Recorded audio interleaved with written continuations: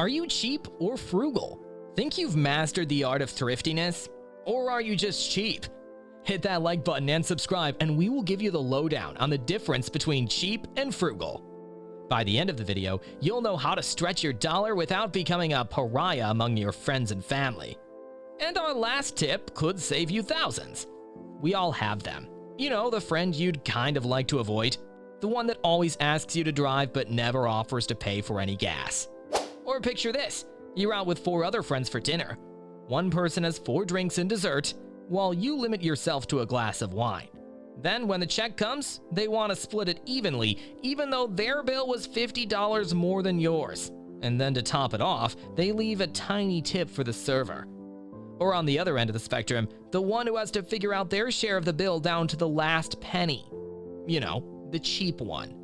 It's very important to differentiate between these two concepts, cheap and frugal.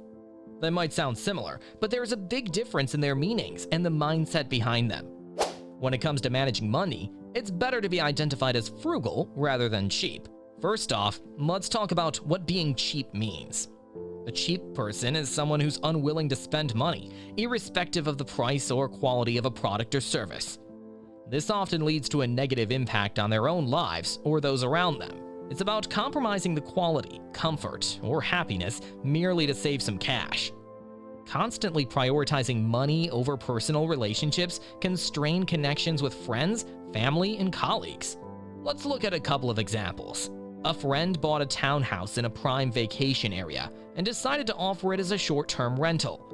Trying to stretch her budget, she bought inexpensive items such as rugs and outdoor furniture, thinking this was smart. But wrong. In 6 months, she had to replace many items, not because the tenants damaged them, but simply because the quality was poor and they didn't hold up. So going cheap cost her in the long run. You've probably heard of the guy searching for the perfect home but doesn't want to pay market value in a hot market. He passes up house after house or makes lowball offers, ultimately buying nothing. He thinks he's so smart and is beating the market. Little does he realize the market is continuing to appreciate. So a year from now, that house he could have bought at $350,000 is now worth $375,000.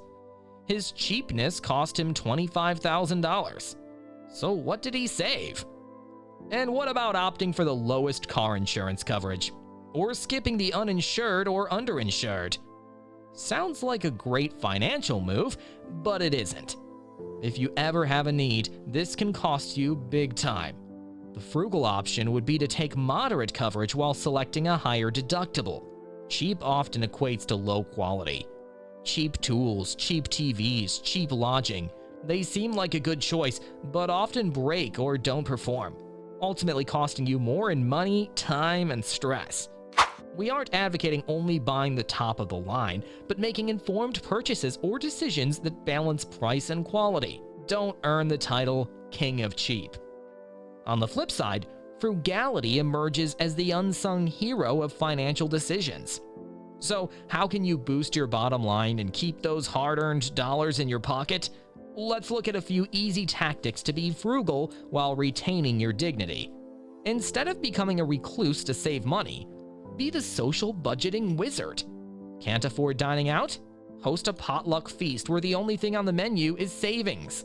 Supply the protein and have your friends bring all the side dishes and drinks. Opt for inexpensive crowd pleasers like sloppy joes, spaghetti, or tacos. Gotta have that custom morning drink? You know, the one that costs you $5 or $6? Cut the cost and invest in your own milk frother, a good investment of around $80. Buy the syrup that makes the drink extra yummy and save yourself $150 a month. Addicted to TV? Why not drop expensive cable and buy an antenna? Quality antenna will cost under $100 and will generally give you plenty of HD channels. Buying a new TV? Select a Samsung or LG and receive an additional 250 channels for free. Add in a streaming service like Netflix and you've got a great entertainment package for under $20 a month.